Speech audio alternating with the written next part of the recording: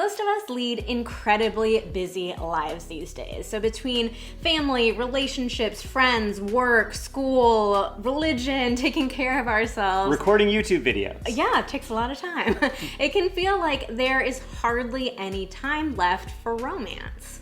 And if you have kids, you probably know this to be especially true.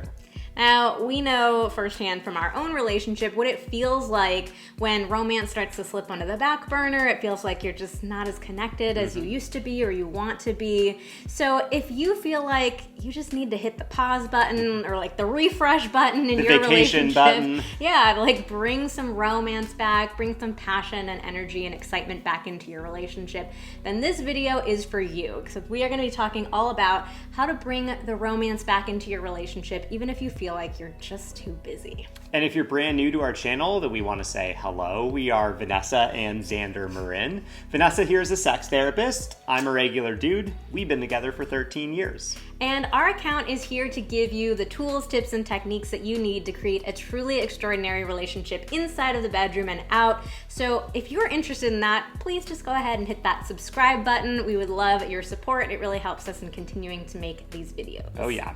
All right, but before we get into this video, we really want to know from you, what is like a small thing that you like to do that brings romance or connection into your everyday life, into your relationship? Like, just let us know in the comments right down below, like, what's a small thing that you like to do that feels good for you and your partner?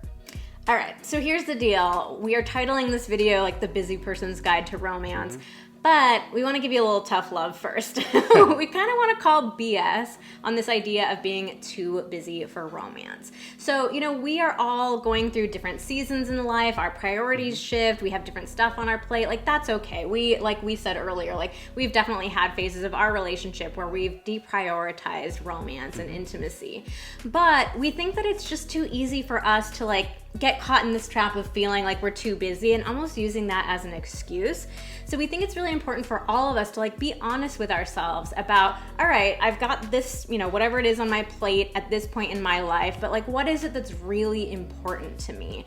And we all have to make this active and concerted effort to prioritize our relationships, intimacy, and romance. Yeah, so the problem with using the excuse, I'm too busy, is that what you're telling your partner, or what they're likely going to hear, is that the other things that I'm choosing to do today or this week or this month are more important to me than spending quality time is with you.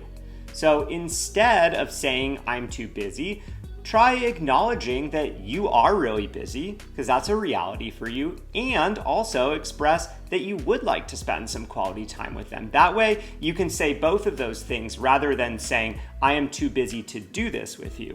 I'm really busy. That's feeling stressful. I'm also missing spending time with you. That's also something I would like to do. Here's the deal. We have this tendency where we just feel totally powerless against our schedules, our calendars, that feeling of constant busyness. But the reality is that on a daily basis, you are making dozens and dozens of decisions about what you're doing with your time, what you're prioritizing first, second, what project you're working on. And we promise you, like, you're not spending every single second of your day being productive. Like, we all waste a fair amount of time. So the reality is you are not too busy for daily connection with your partner.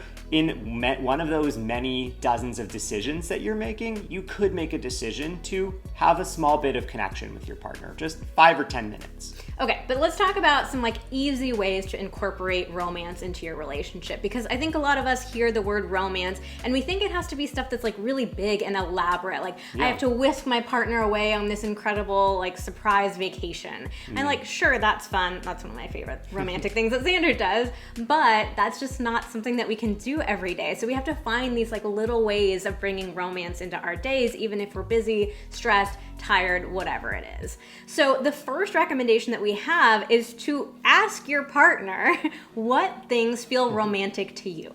How could I help you feel seen and appreciated and loved on a daily basis?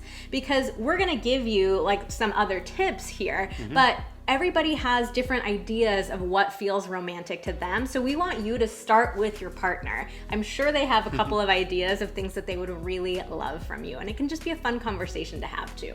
Yeah, and asking like what types of things they love, that doesn't make it less romantic. The reality is we all like to receive love in a certain way. And just because we can tell our partner, hey, I really like it when you do this, it doesn't make it any less meaningful. Which brings us to our next point. We all prefer to experience love in a different way. We all have different love languages. So it's really important to talk to your partner about what is their love language. How do they like to experience love and connection? And so learn that language, identify if you guys have different love languages, you probably do. And that can really help you with figuring out what are some good small gestures that are really gonna speak to them in their language. I think we should do a video about love languages. I don't think we have yet, huh? Wow, really? Right. Okay, we should. Keep an eye out. It's coming. Our next tip is to create rituals. So rituals are ways of making like these small daily activities feel more special. If it feels like this is this little routine that we always do together, this is this special thing that now we have an inside joke about it or a special name for it, like it just takes these mundane things and makes them feel more special. So for example, you could have this little ritual that whoever gets home from work first is going to set some wine glasses out for the two of you to have a little drink together, or maybe they're gonna light your favorite candle. It's these just small acts, but we create a routine and a pattern around it to make them feel more powerful. Another tip is to try prioritizing that quality time really early in the day, as early as you can. So don't wait until the end of the day when you're both exhausted. So there's been a lot of research done on like how you spend your time when you're working. And here's like a small little hack. In research, when you give someone a task and you give them varying amounts of time to do it, the longer the time you give them, people tend to figure out how to stretch out the task that they have or compress it down to fit the time frame. So the reality is we feel really busy, but oftentimes if we are forced to spend less time doing that task, we can get it done. And if we have a longer amount of time, we figure out how to stretch it all out. So if you prioritize quality time early in the day, then you have that connection. And maybe you feel like, oh God, now I don't have enough time to do all my work or all my tasks, but just give it a shot. You will probably figure it out. So here's a couple suggestions. Have coffee on the porch together. You can have a quickie during your morning shower. You can do the crossword puzzle together over breakfast. So these are just small, easy things. You do them early in the day, and then you can feel good like, hey, we're connected. Now I'm gonna go do all of this really busy work. Yeah, it's like you're starting the day on a good note. And when you start on that note, it makes it easier to stay connected throughout the day rather than like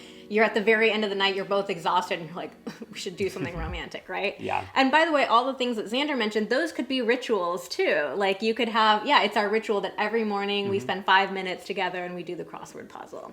Our next tip is to send sweet, sassy, romantic text messages or emails back and forth to each other. I think there's a lot of talk these days about how harmful technology and cell phones are to our relationships, but the reality is like we can use that technology to our benefit. You can even schedule an email to send to your partner for later, and that way you kind of just like have your bases covered. But maybe don't tell them that part of it.